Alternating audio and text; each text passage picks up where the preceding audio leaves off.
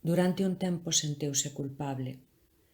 Pensaba que seguramente de forma inconsciente fixera algo que fora malinterpretado, que dera a entender o que non era, e por iso el se atrevera a poñer as súas mans sobre ela e comezara a percorrerlle o corpo sen ningún pudor. E logo, para vencer a súa resistencia, a apreixara daquela maneira tan violenta. Pero entón, por que non a soltou cando ela, arrepiada, intentou liberarse daquel cárcere de brazos e mans que suxeitaban con forza e que apenas a deixaban respirar? Por que non a soltou cando lle cravou as unllas no rostro intentando defenderse?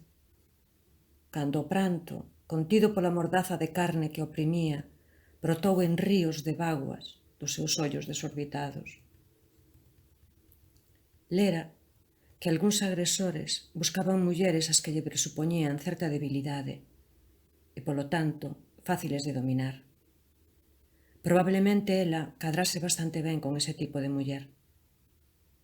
Tamén que eran incapaces de sentir empatía e que o que os excitaba de verdade era exercer o poder sobre alguén o que dobregar, someter, mesmo humillar.